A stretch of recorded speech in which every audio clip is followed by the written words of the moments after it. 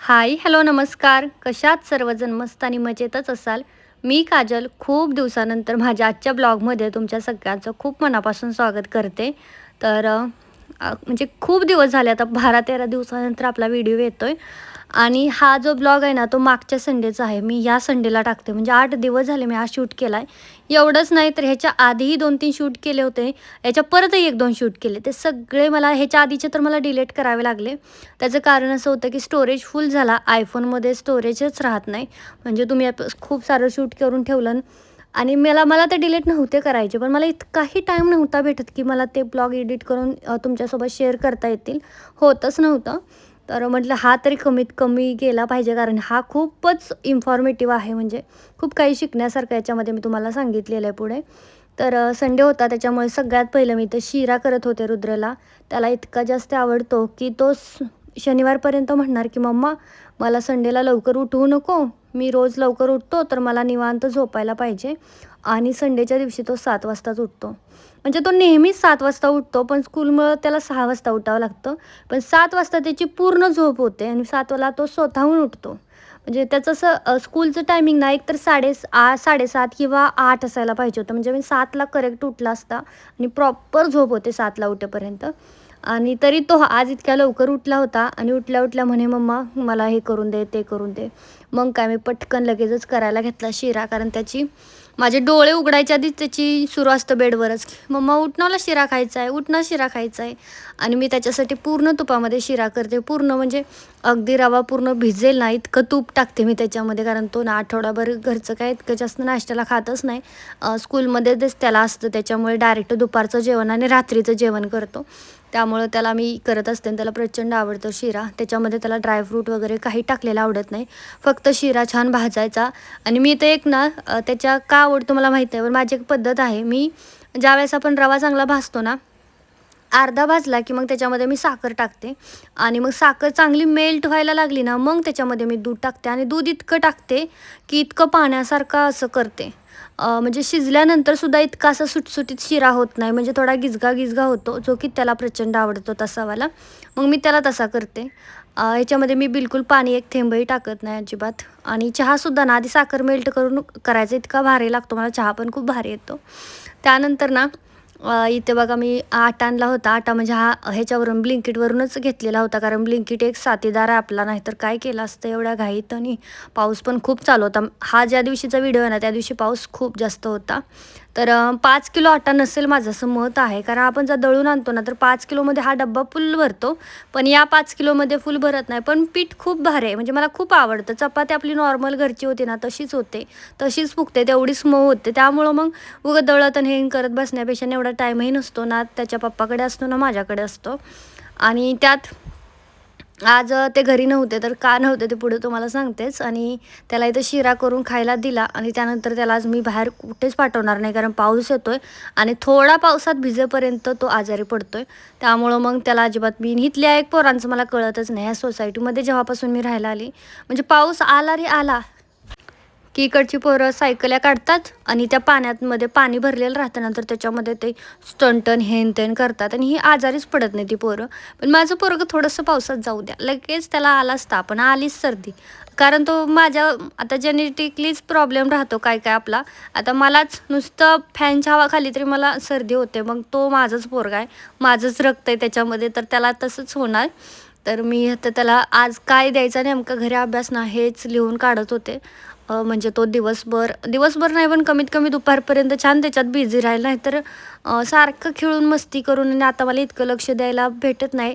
पुढे जाऊन असं नको व्हायला की मार्क्स कमी पडले आणि मग माझ्या बिझनेसमुळे माझ्या वाढत्या कामामुळे कमी पडले आणि मग बंद करा वगैरे अशी सिच्युएशन आपल्यावरती येऊ नये. असं म्हणूनच मी आता त्याचा म्हणजे थोडा अभ्यास घेतेच.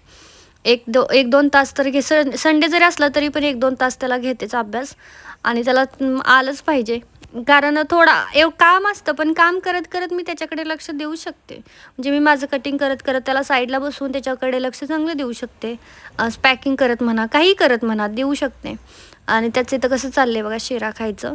तर असं तुम्ही पण ना उठल्या संडेला थोडंफार द्यायचा घरच्या घरी अभ्यास, कारण त्यांच्या स्कूलमध्ये होमवर्क नसतोच. म्हणजे होमवर्क नावाची गोष्टच नाही. आलं की बॅग टाकायची आणि खेळायला पडायचं. इथल्या पोरांचं हेच काम आहे. आणि काय माहीत म्हणजे मुलांना ट्रेस नको, टेन्शन नको म्हणून होमवर्क देत नाही की काय, मला खरंच माहीत नाही. पण आता 2 महिने झाले रुद्रला, पण अजिबात त्याला एकही दिवशी होमवर्क देत नाही. आणि मग मला विचार करावा लागतो का त्याला घरी अभ्यास करायला काय अभ्यास द्यावा याचा विचार करत बसावं लागतं. त्यातच टाईमपास होतो. त्याला दिला अभ्यास करायला आणि म्हटलं संडे असला तरी आपल्याला कामं करणं गरजेचं आहे.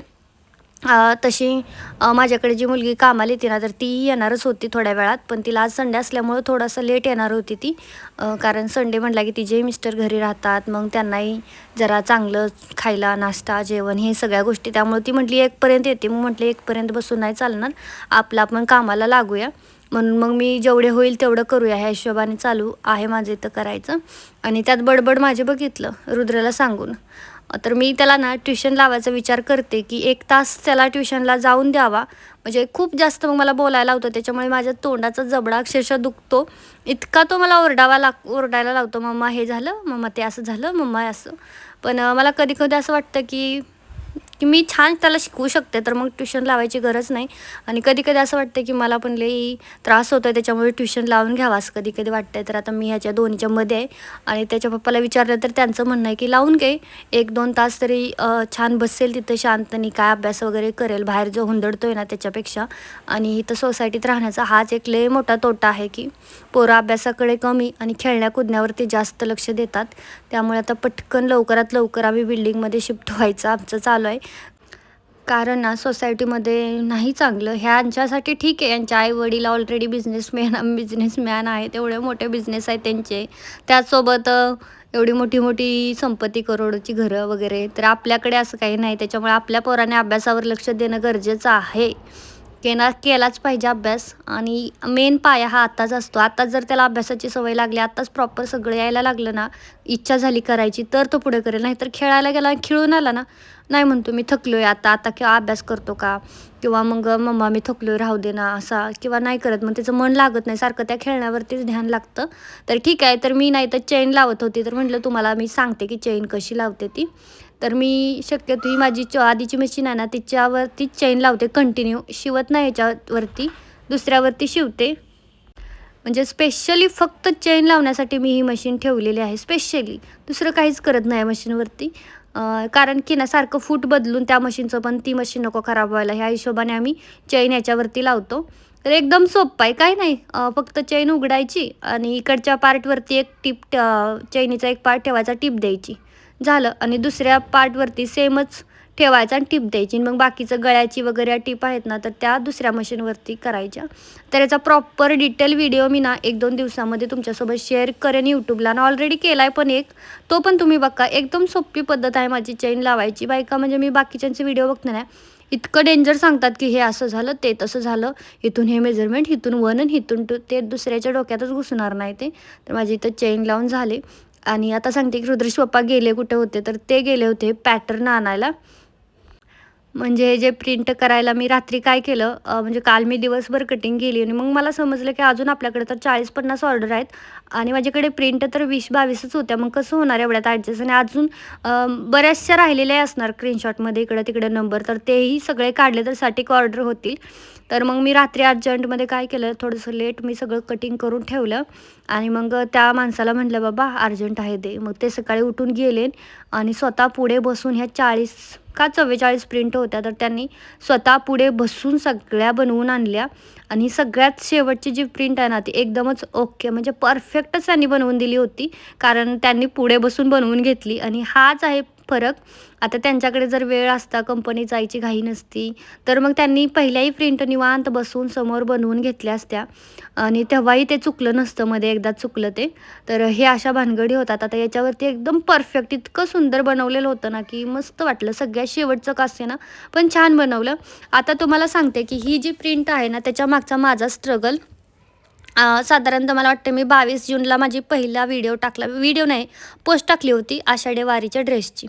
आणि त्याच्या पहिलेच मी म्हणजे प्रिंट बनवायला दिली होती त्याला 5-6 दिवस झाले. त्याच्या पहिले 5-6 दिवस मी ChatGPT, नंतर माझं थोडंसं डोकं, थोडंसं वहीवरती ड्रॉइंग करून, ह्या सगळ्या गोष्टी करून ना मी एक प्रिंट सिलेक्ट केली होती, जी की मला छान वाटली आणि कुठेच नव्हती. पूर्ण Instagram इथे कुठेच नव्हती. मग मी ठरवलं की हीच आपल्यासाठी बेस्ट राहील आणि मी तुम्हाला माझे ChatGPT ओपन केलं की तुम्हाला मी दाखवेल पण एखाद्या व्हिडिओमध्ये की मी काय केलं होतं त्याच्यासाठी, किती कष्ट केले होते. कारण ChatGPTमध्ये सगळी हिस्ट्री आहे तिथे माझी. तर माझ्याकडे लॅपटॉप जर असता ना तर मी ह्याच्यापेक्षा खूप छान मला डिझाईन करता आलं असते. कारण मला जी ती डॉटची बिंदू होता ना, तर मला शेवटच्या माऊलीच्या वरचा जो वेलांटी होती ना, तर तिथं तो टिक्का आपला माऊलीच्या कपाळाचा टिक्का ना, तो तसा इतका अट्रॅक्टिव्ह बसवायचा होता ना. त्यासाठी मी खूपदा त्या माणसाला व्हिडिओ कॉलवरती त्याच्यावरती सांगितलं की बाबा असं कर तसं कर. त्यांच्याकडे तर आहेच ना लॅपटॉप. तर मी सांगितलं पण नाही त्यांना, ते जमलंच नाही. मी केलं असतं पण माझ्याकडे लॅपटॉपच नव्हता. अशा भानगडी झाल्या होत्या. पण तरीही मी ते इतकं प्रॉपर सेट म्हणजे छान केले होते डिझाईन. एवढी 4-5 दिवस मी घालवले होते त्या डिझाईनमध्ये. पण काहीतरी वेगळं करायचं होतं त्याच्यामुळे. कारण थोडंसं सिमिलर झालं ना, सगळेजण ते विठू माऊली आणि वरती एक टिक्का केला होता. मग थोडंसं जरी सिमिलर झालं ना, तरी बायका लगेच ओरडतात की माझं हिनं कॉपी केलं आणि माझं तिनं कॉपी केलं. माझं मागचे 4-5 दिवस तर मी ना, म्हणजे ही ज्यावेळेचा व्हिडिओ आहे ना त्यावेळेचं सांगते. तेव्हा ना 2-4 जणींची मला फोन की माझं हिनं कॉपी केले, तिला सांग तू ते डिलीट करायला, हिला सांग हे डिलीट करायला. भांडणं सोडवता माझे 2 दिवस गेले होते. आणि कारण हे असं काहीच नाही यार, म्हणजे जरी समजा तिने तुमचं कॉपी केलं असेल सेम, तरी तुमच्या ऑर्डर त्याला थोडी जाणार आहे. तेव्हा तुमच्या ऑर्डर तुम्हालाच येणार आहेत ना, कारण तुमचे कस्टमर तुमचेच राहणार आहेत. त्यांना त्यांचे मिळतील. ठीक आहे ना. मग आणि माझं तर तुम्ही बघितलं ना, मी ज्या दिवशी पोस्ट केली त्याच्या दुसऱ्या दिवशी सगळ्यांच्या पेजवरती माझीच प्रिंट. सगळ्यांच्या पेजवरती माझीच प्रिंट. पण मला काहीच वाटलं नाही की मी कुणाला मेसेजसुद्धा, साधा कमेंट पण नाही केली की तुम्ही माझं केलं. काय गरज आहे? केलं ना, काय गरज? ठीक आहे, आपण डोकं लावलं, 4-5 दिवस कष्ट घेतले, त्या प्रिंटरवाल्यासोबत भांडले, हे केलं. पण एवढं काहीच नव्हतं केलं. आणि मला असं वाटतं केलं पाहिजे. मला माझ्यासारखं केलं तरी चालतंय, फक्त केलं पाहिजे असं माझं म्हणणं असतं. त्यामुळे मी कधीच कोणाला म्हणत नाही माझा ड्रेस कॉपी केला, माझी प्रिंट कॉपी केली. फक्त माझं एक असतं की मी सगळ्यांपेक्षा वेगळं करणार. माझं सगळ्यांसारखं मला ठेवायचं नसतं. कारण आपण चांगलं असलो ना तरी समोरचं चांगलं नाही. मी यावेळेस जे भांडणं सोडवण्यात माझा टाईम गेला त्यावरून तुम्हाला सांगते. तुम्ही पण जर प्रिंट बनवत असाल ना तर नका हे करत जावं असं, म्हणजे तुमचं काय असेल तरी माझं कॉपी केलं. कारण ह्याच्यामुळे देव बघतोय आणि आपण सगळ्यांना सोबत घेऊन चाललो ना तर आपल्याला कधीच कमी पडत नाही. जसं मला आता 1-2 दिवसात मी क्वेश्चन आन्सरचा व्हिडिओ टाकणार आहे, ज्याच्यामध्ये मी सगळं बोलणार आहे. मला खूप कमेंट आल्या त्यावेळेस माझ्या विठू माऊलीच्या ह्याच्यावरती, असं झालं तसं झालं. तर मी सगळं माझ्या मनातलं ना ते बाहेर काढणार आहे. कारण इतकं जास्त काय म्हणजे हे झालं ना, मला इतकी हेक्टेक झाली होती ह्यावेळेस ना ती सगळी. तर इथं मी सगळं ॲड्रेस रुद्रेश पप्पाकडून आणि मी अर्धे काय आणि त्यांनी अर्धे काय लिहून घेतले. माझे हेअर बेल्ट बनवून घेतले आज रात्री, संडेच्या रात्रीच. कारण परत उद्या त्यांची फर्स्ट शिफ्ट आहे आणि उद्या मला उठून सगळं ॲड्रेस लिहून पॅकिंग करणं होणार नव्हतं. मग आदल्या दिवशी ते मला सगळं ॲड्रेस लिहून दिले त्यांनी आणि त्याच्यानंतर मशीनला ऑइल केलं आणि मग हे प्रमोशनचा बोर्नविटाचा डब्बा आला होता, तर ते म्हटलं उघडून ठेवूया म्हणजे सकाळी सकाळी रील बनवता येईल. कारण त्यांचंही खूप महागं लागतात की आत्ताच व्हिडिओ द्या, आत्ताच व्हिडिओ द्या. तर हे सगळं होतं आणि हे सगळं सांभाळावं लागतं. मला काहीच वाटत नाही.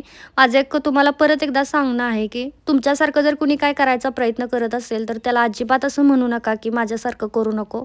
त्याला असं म्हणा माझ्यासारखं कर, पण कर बाबा, काहीतरी कर, 4 पैसे कमव आणि तेव्हाच तुम्ही पुढे जाणार. बाकी आजचा व्हिडिओ कसा वाटला ते कमेंटमध्ये नक्की सांगा. आवडला असेल तर लाईक करा. बाय.